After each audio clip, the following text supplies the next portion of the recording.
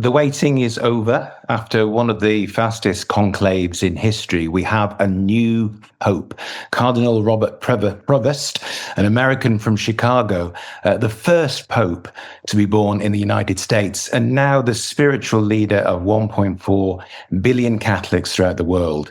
As Pope Leo XIV, he inherits a huge and influential platform on the world stage and leaves us all to wonder, who is this man and what kind of Pope is he going to be? Will he continue the mission of Francis, a champion of the poor, of the marginalized and the dispossessed? Will he be progressive or conservative, if those titles mean anything at all?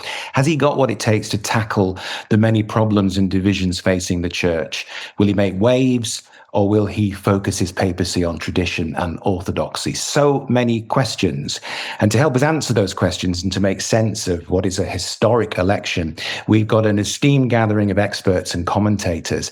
I'll introduce them as we go along, but I want first of all to cross live to Rome to Christine Allen, hopefully from CAFOD, the CEO of CAFOD, who's standing in Rome. And you were in St. Peter's Square yesterday, Christine, soaking up the atmosphere. What was it like?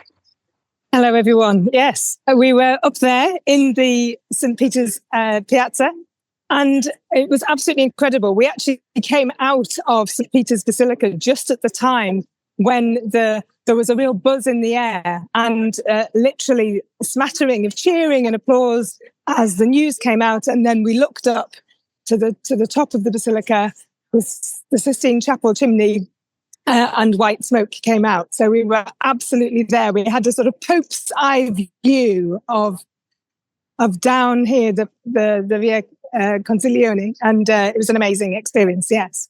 Okay, and I guess you didn't move from that point until the new Pope came out onto the balcony. Well, we did actually get moved further down, but we were still up literally parallel with that raised part where the funeral took place.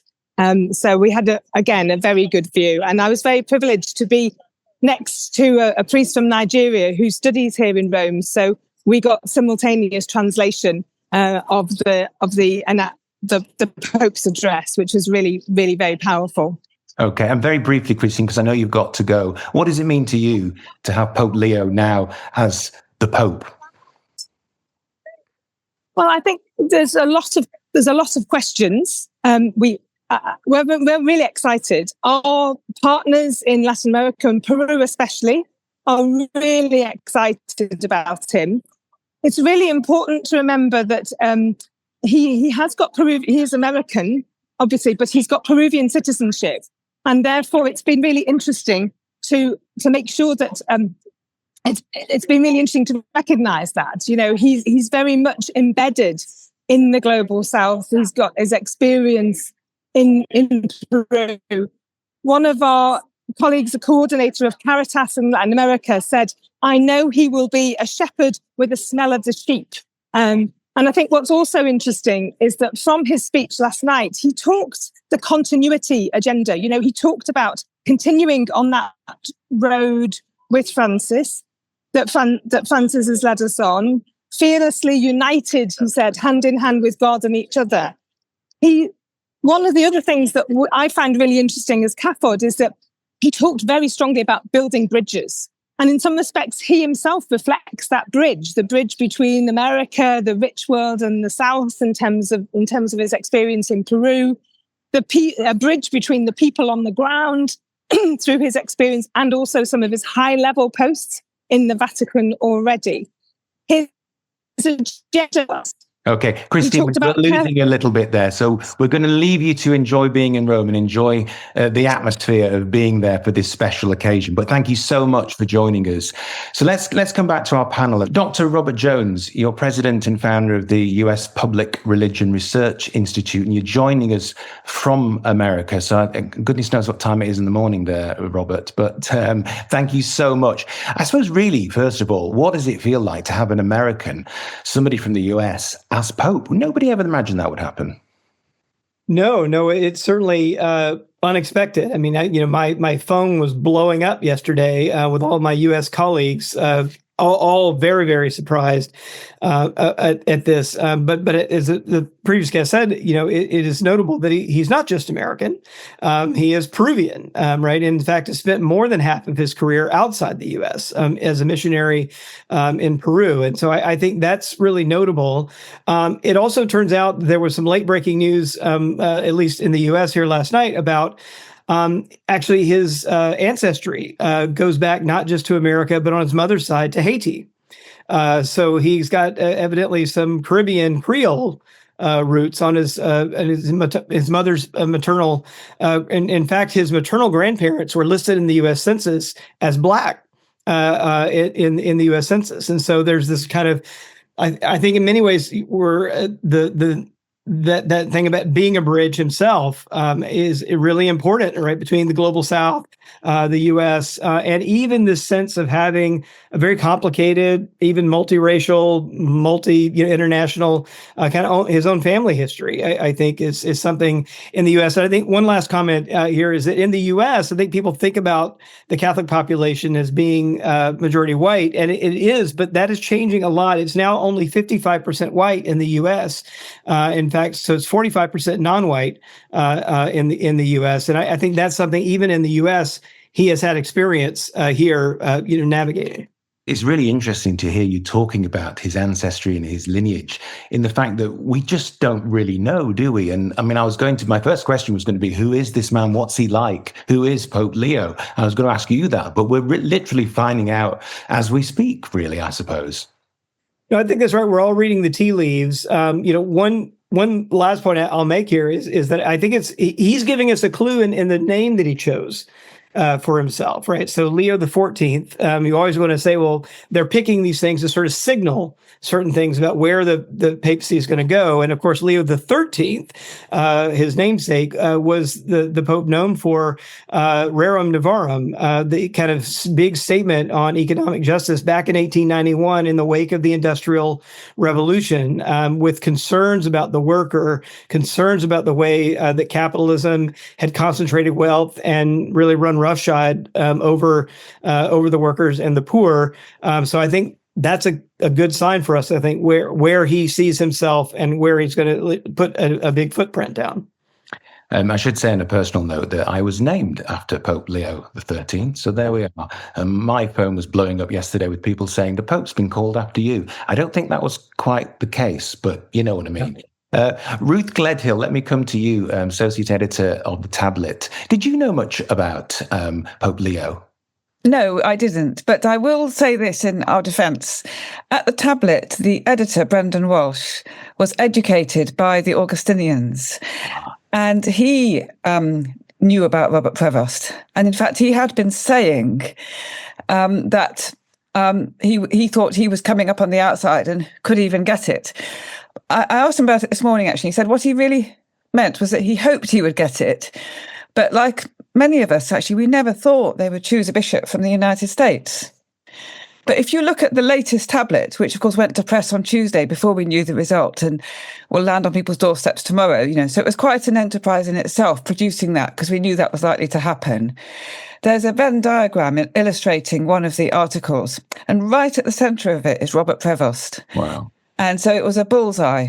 And on that count. So I can say that no, we didn't know much about him, but we knew he was there, and we knew enough about him to think he was a likely possible contender. But we didn't. I wouldn't have gone out and put money on him. No, but he was on your Venn diagram, so we can let you have that one, Ruth. But I think you were a fan of Pope Francis, weren't you? You liked his reform strategy and his mission. I think that's true, isn't it, Ruth? So from what we know of Pope Leo, is he someone who comes in the image of Francis, or will he be that centre of the Venn diagram, a bit like All Things to All Men, maybe, and women? Well, I think neither of those, actually. So, yes, when Pope Francis was appointed at the Tablet, we were incredibly excited because after two fairly conservative popes, one who was pope for a very long time, we at the Tablet, which is a progressive Catholic journal, finally we had a pope who we thought would be, loved by the world and was kind of on our page, as it were. And we were dismayed by the way he was attacked.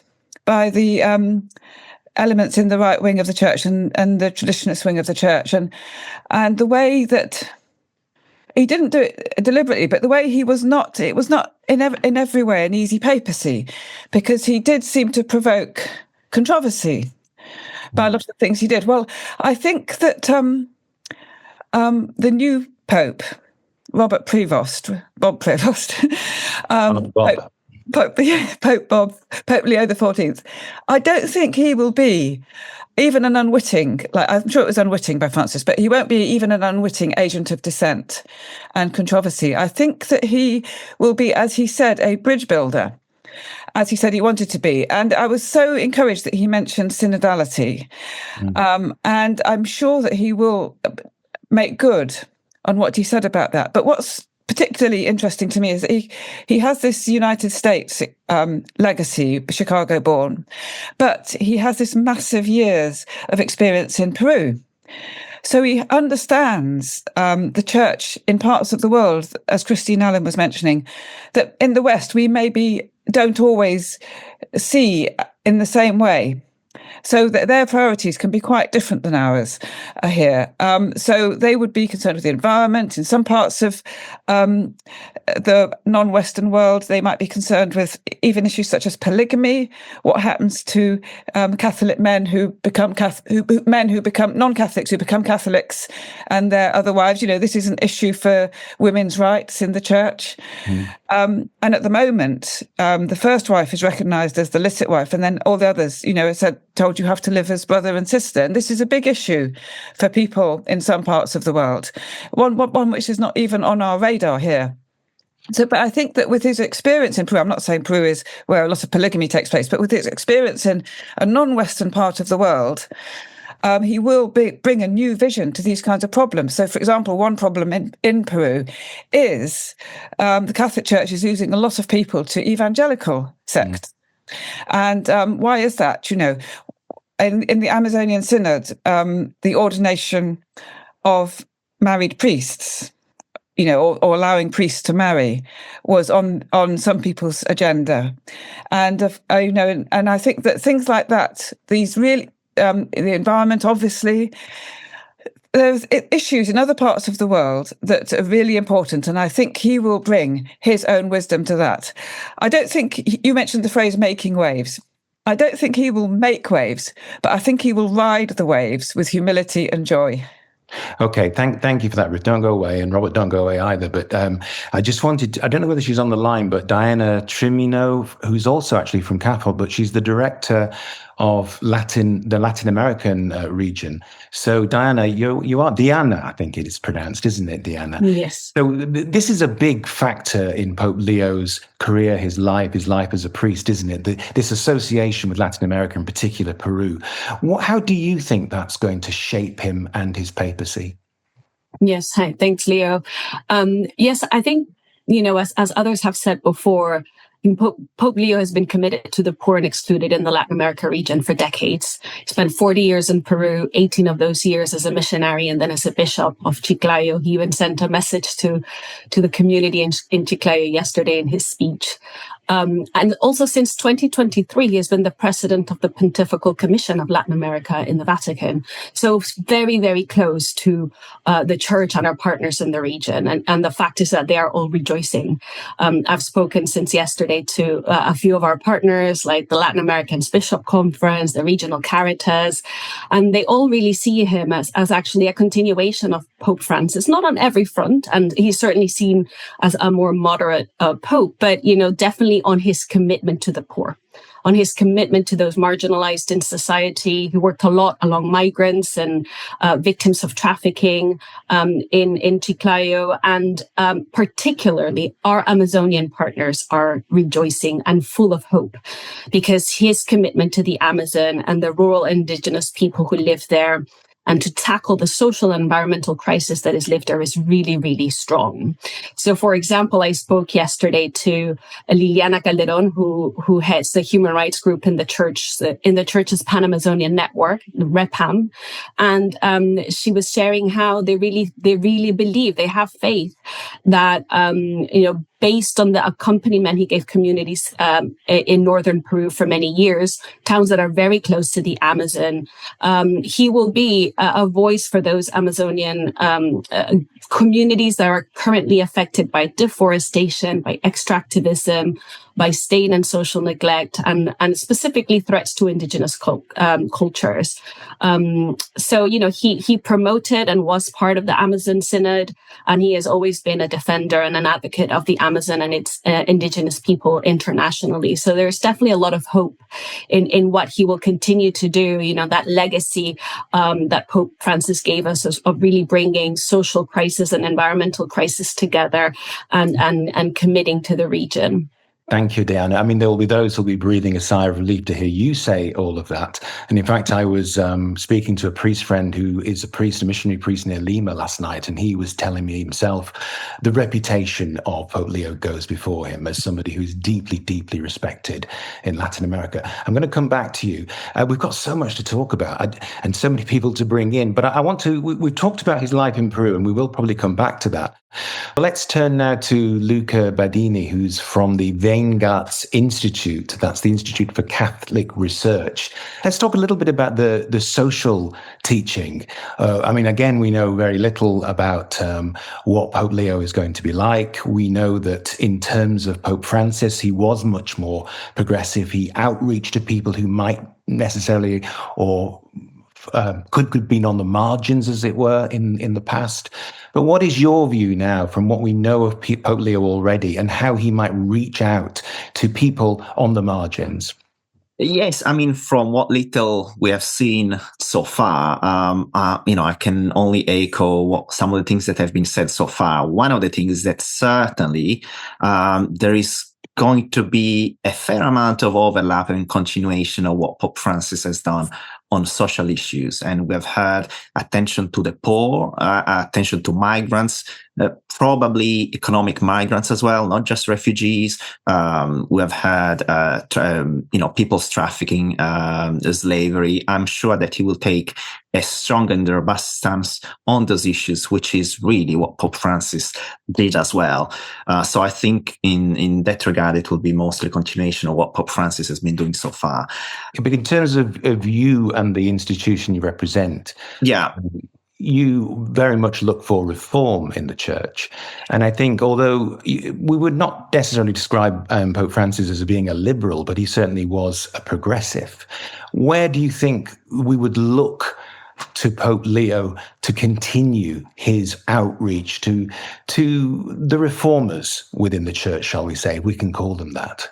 Yeah, the most promising aspect, I would say, it's his mention of synodality and his open support for synodality. So this new way of basically trying to involve the vast majority of Catholics or give them a chance to get involved in church decision-making by consulting them beforehand, before making decisions. Now, it's had this has been sort of Pope Francis' big innovation, probably his lasting legacy, because it's a procedural change. It's changing the procedures. But it all really depends very much on the extent to which, because even within synodality, at the end of the day, it is up to the bishops and ultimately to the Pope whether or not to implement or to agree with whatever has come from the grassroots. And with Pope Francis, we have seen, it's been mentioned just earlier, a married priest in the during the conversation about the church in the Amazon. Well, there was a recommendation by the bishops that married priests be established in that region, and Pope Francis simply ignored it. So it was part of synodality, and the people spoke in a sense. The majority of bishops said that they wanted that in that region, but it was ignored. This could continue, and I suspect that on issues in which he has strong beliefs, which are probably those to do with sexual ethics, so likely to be possibly contraception, same-sex relationships, although he has been cautiously supportive of Pope Francis timid opening towards same-sex relationships in terms of allowing blessings to same-sex. Well, has Pope Leo said that? Because, of course, like all of us trying to piece his story together, we're all going through his Twitter feed and looking at what he may have said. And somebody said in 2012, he was not that positive about people in same-sex relationships. It was 13 years ago. But from your experience and wearing your reform hat, do you hope to see more from Pope Leo, particularly in that field? Absolutely. I think he's changed like many of us do. So, I mean, I think the latest that I could find online was following, I think it was December 2023 Vatican document allowing blessings for same-sex couples. He was mildly supportive, if I'm not mistaken, if memory serves. But again, it's really an issue whether if you're committed to synodality, in a sense, you're committed not just to listening, but then, in a sense, to implement what you've heard. Okay. Is he going to go all the way to the end with this, or is he going to open up the discussion, but then refrain from making decisions which he personally thinks are mistaken? Because from what we could see, from what little we can see, he does have conservative beliefs on especially on issues to do with sexual ethics. Okay, Luca, for the moment, thank you. Don't go away. You. Sitting very patiently is Professor Thomas O'Loughlin, just picking up on some of those points there, and also the theology, I suppose, of Pope Leo. Is he, and this is a very reductive thing to say, but is he a traditionalist? Is he a conservative in those terms? What would you say? My basic message to anyone watching this podcast or using this as a source of information is we do not know. This is guesswork is part of the game of commentary. But in this case, the guesswork is completely guesswork. Because Cardinal Ratzinger, who became Benedict XVI, was such a known quantity. Everyone with even the slightest awareness of what was going on within Catholic theology since the 1960s knew of his position on any number of issues. We have the impression that we can define what a new pope is by what he has been. But that Ratzinger Benedict XVI event is wholly exceptional. The example I'd give would be Pope Pius XI, who just after the First World War was elected, and was elected precisely because he was thought of as a boring librarian. He was an expert in medieval manuscripts. And they thought, here's a safe pair of hands that will leave the curia alone to do the job, and he'll sit in the library and read his books. He turned out to be one of the fierce popes of the 20th century, and one of the few voices that, certainly within religion, that stood up to the dictators. Likewise, people are saying, well, look, he's taken the name Leo, and everyone has jumped and said, oh yes, that means rerum novarum. He's going to be involved in the social teaching of the church. Well, let us hope and pray, because this is. You might have had a reason, though. I mean, you wouldn't pluck Leo out of the air necessarily. But for instance, Leo within theology is known for writing Aeterni Patris, which said to Catholic theology, forget everything that has been written since the Reformation, certainly everything that has been written since the Renaissance and Descartes, and let's go back to the Middle Ages. Let's reinvent Aquinas as if Kant had never existed. And Catholic theology went through a 70-year lock-in, looking at the world through medieval eyes. And one of the problems of the Second Vatican Council was trying to burst out of 70 years of deliberate obscurantism. So the name Leo could be looking back to Aeterni Patris. Likewise, when Pope Benedict came to Westminster Abbey in some years ago, he wore the stole of Leo XIII. A right-wing priest rang me up that day. He said, look what he's doing. He's wearing Leo XIII. He's sending a message He's saying the Anglicans are frauds because it was under Leo that a bizarre historical decision was taken, which is still Roman Catholic law, that Anglican orders are utterly null and completely void. So you can, if you're going to go back to Leo XIII, you can go back to Leo XIII, the social reformer, the theologian, or the canonist. And if you go back to the theologian or the canonist, you get someone that makes even the most conservative look liberal today. So we have to be very careful about trying to build things on cues. You're absolutely right, and there's two inevitables. There's two inevitables. Okay, but it's a bit of fun as well, isn't it, to actually try and it is. Find the little jigsaw pieces that we've got. We've got a picture on the box, even, let's face it, but we've got some jigsaw pieces. And let's face it, television rarely gets more exciting in the religious way than watching last night Between the Smoke. Like Jeopardy was never built in as the length of time between the smoke and watching for the curtains first to twitch. Even Trump would say that's great television. Yeah. Well, in fact, I heard one of the American commentators say, just look at that white smoke, breathe it in. I didn't know we were supposed to inhale the white smoke. I mean, that's a new one theologically for me. Yeah. But okay, thank you. We're going to come back to you, Professor. Very interesting. Let me go back to Robert, because as we get these jigsaw pieces, Robert, as we try and piece it together, and we were all going, as I said before, through his Twitter feed, there was quite a bit about. He's not very keen on J.D. Vance, is he, the vice president? And I was watching some of the American, shall we call them conservative news agencies last night, who were very interesting, who were absolutely disgusted that he didn't speak in English when he stood up on the balcony of St. Peter's. He didn't speak in English. How dare he? Only spoke in Latin, Spanish, and Italian. How is it going to play out in America? I mean, we have this extraordinary newish president who signs executive orders by the dozen. And here's a pope who has already at least tweeted, that's a little jigsaw piece, saying, not very keen on J.D. Vance and what he was saying about love.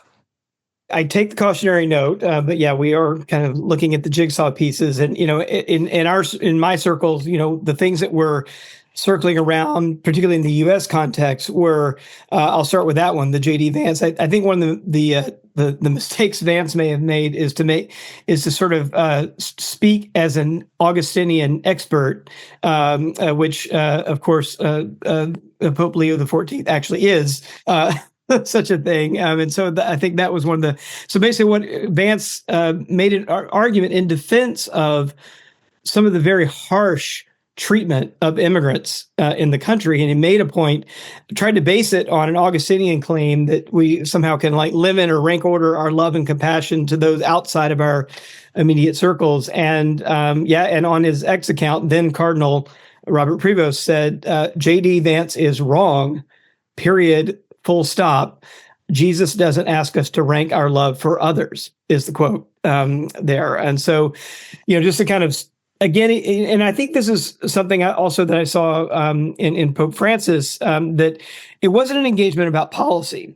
So it wasn't saying, no, the policy's wrong, but it was engagement on the level of kind of moral theology. And saying, all right, well, whatever your policy, let me kind of walk you back here. This is my understanding of what Augustine said. And I think on the building bridges thing, I mean, what I heard from the American context, and many of my colleagues were hearing, this is something also that Pope Francis talked quite a lot about, building bridges. So that's an echo of Pope Francis's messaging as well. And it certainly brought back to mind probably maybe the sharpest conflict, between Pope Francis and Donald Trump in his first term. Back in February 2016, Pope Francis said this, a person who thinks only about building walls wherever they may be and not building bridges is not Christian. This is not in the gospel. All right, so it's kind of very sharp. Again, not talking about policy, but talking about the sort of moral theology and worldview behind what seemed to be the policy. And so I think those are two pieces where I think in the American scene, I've saw many people kind of drawing those connections out between these things. Do you think, going on from what Professor Thomas was saying, that, we can be too easy to make our judgments, and even thinking of him as an American, because obviously that's the headline. But as you were saying before, his ancestry, his lineage is actually quite diverse. We probably make the mistake of thinking he's an American. Yeah, in informal circles, I mean, he was actually known as like the Latin Yankee. Right. So there's even a recognition of this kind of very mixed, worldview and heritage and lenses that he brings. So I do think he's going to bring a very complex global perspective. And yeah, born in America is probably the way to say it rather than American. And I think that distinction will turn out to make a lot of difference. Okay, Brendan Thompson, who's the Chief Executive of Catholic Voices, you've been sitting very patiently. What's your take on all of this? What do you make of Pope Leo? I keep wanting to say Pope Francis, Pope Leo XIV. First is to say I'm delighted. There's a lovely Catholic attitude. So if you're not an ideologue on the left or the right, the attitude when the white smoke happened, between that and you're waiting with bated breath, was whoever this guy is, we love him. We love him already and we're praying for him. And yeah, I must admit, like everyone else, was utterly surprised because, when you're kind of doing the calculations, we were going through all of the candidates. So he had 3 strikes, right? He was too young, 69. He was only recently made a cardinal in 2023, so one of the newer batch of cardinals. And of course, the biggest strike that is considered born in America is American. Not giving it to a global superpower was the wisdom. And yet the Holy Spirit has had other ideas. And the fact that he was elected on 4 ballots, the same as, so Ratzinger, who became Benedict, was on 4 ballots, Pope Francis was 5. So that indicated to people, or at least the guesswork is, that he was a consensus candidate. Why would he be a consensus candidate? Because he'd been well known to many of the bishops in the world, so leading the dicastery, the department for in the Vatican that selected bishops. And he's known to be really moderate, really intelligent, doctorate in canon law. But I think crucially, he's a missionary. So he's a religious, an Augustinian. Pope Francis was a religious, so it's our second pope from a religious order. But that element of him being a missionary, so a third of his life spent on mission, serving the poorest of the poor. And I can't wait to hear the stories that are going to come out, more and more of his time spent in there, because I imagine there's just an amazing kind of hidden life that was preparing him for this mission. So he goes out in 1984 to begin his life as a missionary, not knowing that, just over 40 years later, all of that missionary work would prepare him to take on, as others said, this mantle of Pope Francis. And then to echo finally, as I kind of bridge build a bit. So we've had some commentary on the choice of Leo as a name, but one of the things I guess I like about the choice is that Leo is valorized by people, for lack of a better phrase, on the left and the right. Both can see him, that name, as, oh, he's my guy, solid on teaching, or solid on social justice. And so I'm sure something of that was in his name, of wanting to be this conciliatory figure, and anybody who's worked and known him can see that.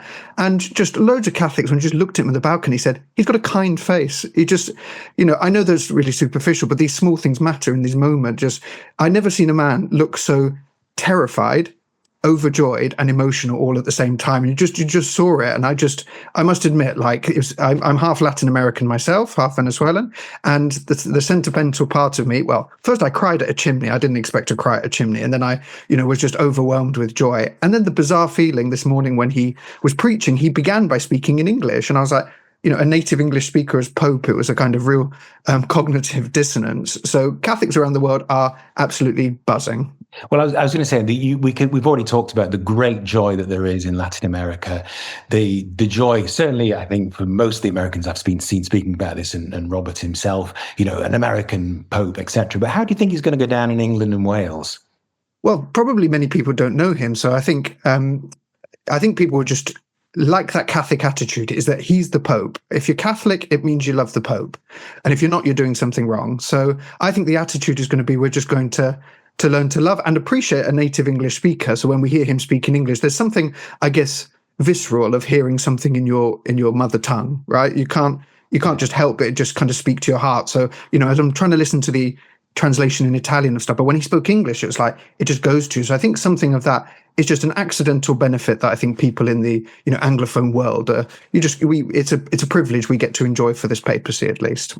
Well, you know what, Brendan, you've done my job for me, because not many people have heard him speak in English. And as I said earlier, some of those American conservative TV outputs were very disgusted that he didn't speak in English. I've got it's about 18 seconds long clip of Pope Leo speaking in English. And for some people, it will be the first time he's speaking here. I think it gives us a very good indication of what he's like as a priest and as a bishop, and what his mission might be. Let's play the clip. The bishop is not supposed to be a little prince sitting in his kingdom, but rather called authentically to be humble, to be close to the people he serves, to walk with them, to suffer with them, and to look for ways that he can better live the gospel message in the midst of his people. So there we have it, to be humble, to walk with his people. How does that make you feel, Luca? It's a very powerful message. Again, there is no doubt that he's by the way, he's said his first mass earlier this morning in the Sistine Chapel, and he's preached there, and he ended the homily basically emphasizing that all church leaders need basically their main role is to sort of allow people to get to Jesus, to sort of step back. And so he there is no doubt that he will see his role in that light as trying to get people to know Jesus, but in a sort of but taking a step back without taking the center stage. I think that's very much part of his character, and it will be part of his sort of pastoral approach. I think, Luca, we've also got Rhiannon Parry-Thompson, who's also from the Vengarts Institute. I work with the Institute, with Luca and Miriam and others, but I'm here representing Root and Branch, the International Community for Catholic Church Reform. So, but thank you for that. That was a compliment, if Luca doesn't mind. With that reform hat on, as I was saying earlier to Luca, I mean, what the Pope immediately gets, whoever that Pope is, what you get is a huge influential platform in the world. That starts immediately. How should he be using that platform? Do we want to see him doing more of what Francis was doing, sometimes a disruptor? What's he going to do with that platform? What do you want him to do as a as a reformer? Women in ordained ministry. I don't think that will come as any surprise. And I feel that Francis, I don't know if others agree, kind of opened the door, or tried to open the door. He just pries it open slightly, and I'm hoping that the next Pope, that Leo, will walk through it. We know, don't we, that Francis canvassed the entire Catholic people, interestingly, including those who'd left the Catholic faith, over 3 years, 2021 to 24. And in every continent, we know that the inequality of women within the church was raised, and by many, specifically the ordination of women. We know also that adding the 3 women to the quote unquote voting bloc that decides which bishop nominations to fall to the Pope was considered, it's arguable, isn't it? But by many, it was considered Francis's most revolutionary reform. And we know that Leo, now Pope Leo, presided over it. And yet we don't know. I mean, it's very hard to speculate. No one wants to put words into his mouth. Absolutely not. But we think that he may presently be opposed, or at least cautious, on the subject of the ordination of women, including deacons. And I read only this morning something that many of you will have seen, which is that the writer of the papal novel, Conclave, Robert Harris, isn't it? Yeah, he said he believes that the role of women in the Catholic Church will be the next big issue for the new Pope. We shall see. If I may just briefly, Leo, get on to the subject of the Eucharist and the divorced and remarried. It is something that exercises our organisation. I mean, it's not necessarily our central issue, but it does affect an awful lot of Catholics around the world. And we know that in an otherwise extensive section on entering the community of faith and the Eucharist, in the report, in the synthesis report, which we commented on extensively, as many of your organisations did, represented here, there was no mention of a kind of elephant in the room, elephant in the synod hall, which is Holy Communion for divorced and remarried Catholics. And we know that Francis himself said that the Eucharist isn't a prize for the perfect. And we're very much hoping that the present prohibition on the Eucharist for divorced and civilly remarried Catholics is overturned by Leo. We've written extensive. We've sort of petitioned the Vatican on this subject quite extensively, but we're really hoping that Leo takes up the cudgels, because it affects an awful lot of people. Absolutely, yeah. Thank you, Rhiannon. Thank you. Let me come back to you. Thinking about that, I mean, the things that people want from him, the things that we're trying to kind of stare into a crystal ball now and see what's going to happen. But if you look at his inbox, he's already got a lot of stuff to sort out, hasn't he? I mean, the scandal of sex abuse, the shame of what happened has not gone away. People talk about the finances of the church being in total disarray. So before he even gets to what Rhiannon's asking for, before we see him making pronouncements about what his papacy might do, what's he going to do in his own house? Well, there's so many things on his agenda. You know, there's relations with the world, the wider world, the political and secular world. Then there's the church's mission to that world. And then there's these issues that you were talking about, the church reform of the Vatican finances, which Pope Francis did make a start on, but as you say, there's still a long way to go. And the same with the sex abuse crisis. You know, there's still a lot to be done there. I think he will listen to people and will hear their concerns and will take the necessary action. His experience, as head of the dicastery for appointing bishops, did show him to be a man who was very good at organisation and at delegating. And he is someone, I think, who will be able to grasp many of the complexities involved and will not be unwilling to use experts and other people to help him do that, some of which I'm sure will be women. I'd just like to note that in his homily at Mass this morning, he did start the homily using English. And also, I believe there were 2 women readers at the Mass, and the altar was also brought forward. And I think that the Mass this morning, you know, people are seeing it as a sign of the tone of his papacy. He wasn't concelebrating, he was just celebrating on his own, and which was welcomed by some of the conservatives. And he preached a sermon that was very Christological. So I think we'll see a Christ-centered papacy, as everyone expects, you know, and as everything he said previously indicated he would. So a missional one, a very missional one. He's a mendicant friar, so we'll see him embracing much of the asceticism and poverty that Pope Francis tried to exemplify. And we will see him also prioritising many of the things that Pope Francis did. As regards the ordination of women, I do agree that it's unlikely we will see any new immediate progress on that at all, because I'm sure he will try and promote women up through the lay and leadership of the church, and including religious women as well. So I think there's lots. I don't think we should expect too much of him, but there's so much that he can do that he would be able to do. That would be welcomed and that really needs to be done. And he's a young man. He seems younger than he is. He's a young man, by comparison with his predecessor. And he plays tennis, so he's, in good physical condition from what we can tell. He plays Wordle with his brother every morning. It's interesting, actually, from what you were saying earlier about him, one of his brothers, I think it was John, he's got 2 brothers, Louis and John. I think it was John was saying that when he was a kid, he used to dress up as a priest and play being a priest and use the ironing board as an altar. And he was always the holy one, he said. And so they used to say to him, "You'll be Pope one day."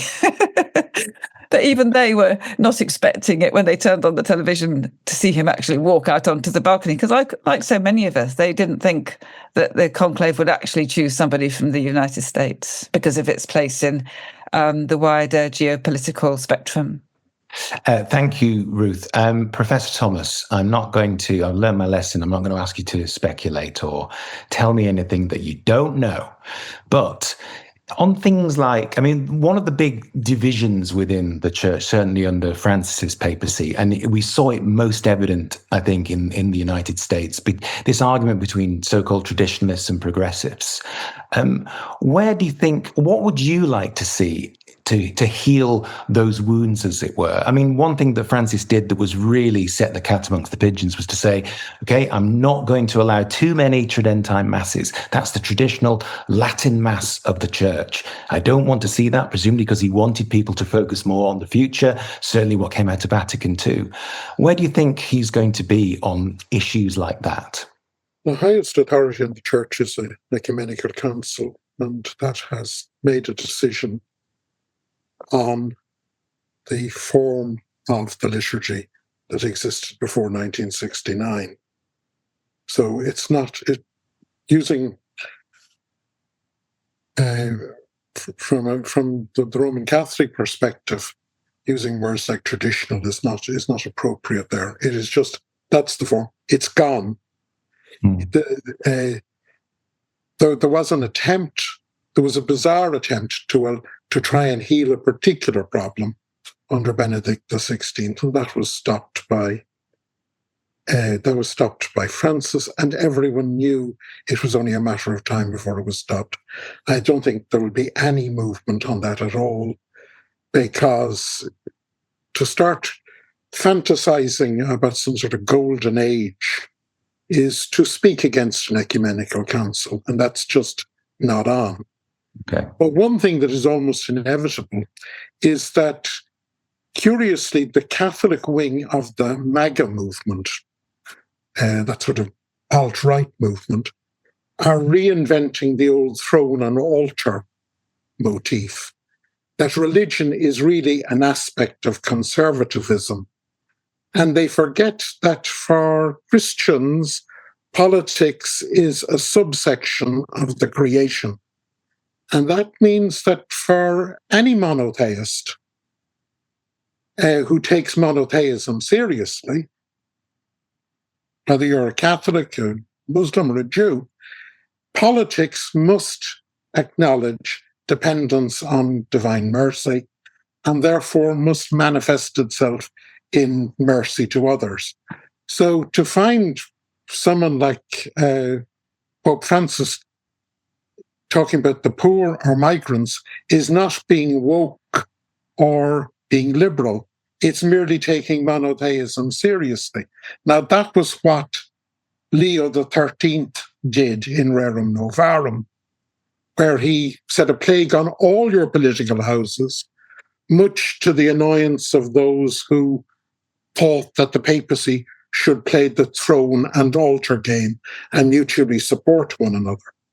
So I think an inevitable clash with people like Steve Bannon and J.D. Vance, unless they realize from a theological perspective the confusion within their position, is almost inevitable. Very interesting. I did notice on Twitter, and it's quite a trivial thing to mention, but people were even outraged this morning saying, we've seen he doesn't wear the red shoes, as though that was something to be angry about. But again, we're all looking for the bits of the jigsaw. Let's go back to America again, briefly. And what I'm going to do in the final 9 minutes or so is to ask you just to tell me what you would like to see from this papacy in a very shortened form, I admit, because we've not got a lot of time left. But let me first of all go back to Robert in America. I read a very interesting thing about the way Americans might see the world. And again, this is terrible because we're kind of reducing it right down. But it's based very much on individualism, the American dream, whereas the European version might be more about collectivism, the community, as it were. Do you think that's where the clash sometimes comes with this sort of what Thomas referred to as, the MAGA Catholics, as it were? Do they struggle with that actually the papacy, and we've already said he's not really an American after all, but the papacy is something bigger where it tries to draw everyone together? I don't think that's really where the divide is in America and among American Catholics. What's really remarkable in the U.S.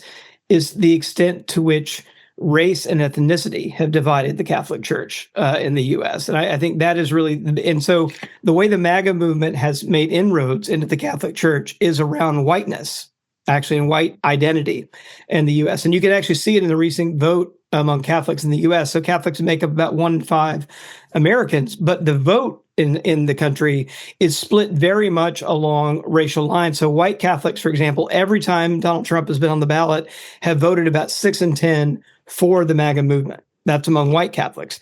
But majorities and about the same numbers of Latino Catholics have voted the other way against Donald Trump and the MAGA movement. And I think that divide is one of the things that I think Pope Leo XIV is very, very familiar with, in the U.S. And I think that's this idea, and we see this across Europe as well, right? The kind of cross and throne, white identity, power, like those kinds of movements that we're seeing from the far right is something that I think Pope Leo XIV is going to be equipped to speak into very, very powerfully. And so just in a sentence or two, what are you hoping for from this papacy? I would hope that, again, I think the proper role here is to speak with a moral voice, right? To kind of be a moral theological guide, not to speak to policy, leave that to politicians. But I think that's the line we've seen Francis toe, and I think we'll see that from Leo XIV as well. And do you see clashes ahead for your president? I do, actually. I see it very particularly around the demonization of immigrants and really the disregard for the poor and many of the economic policies that we're seeing come out of this administration. There's absolutely an inevitable clash, and we'll see it play out. But again, I think we'll see it play out on clarification about where the theological and moral differences are between where the positions of the church is and the way that this administration is really running roughshod over the rights of both migrants and the poor. Okay, Robert, thank you so much for joining us so early in the morning. Let me come to each of you in turn very quickly, just to get your thoughts on what you would like to see from this papacy. Diana, let's come to you again from that Latin American perspective. What are you hoping for? Yes, I think I can say that both in CAFOD and Latin America team, but also our partners, what we're really expecting for is a continuation of what we saw him do for so many years in Peru, where he was always at the side of the poorest, living according to the gospel, and being really a spokesman for the social doctrine of the church, including with a commitment to the migrants, to indigenous groups, marginalized regions like the Amazon. I think we have to remember that, in Latin America, the church has always not just had a preferential option for the poor, but has always stood against social injustice and against regimes, oppressive regimes. We only need to see what's happening in Nicaragua now to know what the role of the church in Latin America is. And one of our partners was telling me that they remember when he was a bishop in Chiclayo, where he was present at the beatification ceremony of a nun who was murdered by Sendero Luminoso, an illegal armed group in Peru during the 90s. And I think what we need to understand is it's not just that closeness to the people, but how many throughout those 40 years, what difficult political situations he had to, navigate, and that kind of build bridges and strengthen dialogue. I think that's the hope we have, that he continues with that kind of evidence and experience that he gave us for so many years. Okay, Diana from CAFOD, thank you so much for contributing today. Luca, what are you hoping for? Luca Bandini. Really, that he listens to the grassroots request for women's equality in the church. It's come from all over the world. He himself, as is just said in his first homily, says that the church leaders need to sort of step aside, which I presume also means give voice and listen to what comes from the grassroots, and therefore allow those parts of the Catholic communion that really want to implement women deacons, women priests even, to go on and be able to do so. There's been a long discussion of the previous papacy of Pope Francis, but even before that, of giving more power to so-called national episcopal conferences, essentially national churches, to take more initiatives, even on doctrinal issues. And it really is, I think, a defining issue for the Catholic Church, the role of women. And and one in which it will probably most likely be necessary to decentralize. So I think that's one of our biggest hopes. And likewise, do something similar on all issues to do with sexual ethics, which is varies enormously across the world. And as Rhiannon said as well, maybe, communion for the divorced. Absolutely. Big as part of sexual ethics. Yeah, absolutely. Luca, thank you so much indeed. Professor Thomas O'Loughlin, what are you hoping for from the papacy of Pope Leo XIV? In addition to what I've already heard, that he be a voice for the poor and that he be a source of greater unity in increasing diversity. And that's always going to be a complex thing, because the church's richness is its diversity. And the function of the Bishop of Rome is to be the source of unity in that. And that's another way of saying that he pursues the synodality agenda that we've been pursuing for the last few years. Okay, Professor, thank you so much. Ruth, your thoughts? My main priorities for him would be that he should be a church for the world, but also a man of courage, which I do actually believe he is. I'm fairly sure both those two hopes will be fulfilled. Okay, thank you, Ruth. And the final word actually goes to Brendan Thompson from the Catholic Voices. What have you got to hope for from Pope Leo? I just hope he's holy. The popes are protected, we believe, in their teaching, but it doesn't guarantee holiness. The history of the church teaches us that. So I want to pray that be holy, and not like a boring kind of pious, very removed, but like his name means lion. I want it to be like the things that people really admired about Pope Francis. It's a kind of arresting holiness. Like his motto, in illo uno unum, in one Christ we are one. Somebody's going to be a bridging figure. Thank you very much indeed, because your contribution has been very welcome, and I do thank you for that indeed. And thank you to all of you as we've considered, without knowing anything at all, and the pieces that we have before us, that we've considered the future and the papacy of Pope Leo XIV. Thank you so much. Don't forget, if you're not a subscriber to our email, you can go to religionmediacentre.org.uk and you can find out all about us and join other briefings like this one. But for the moment, thank you very much indeed. Bye-bye.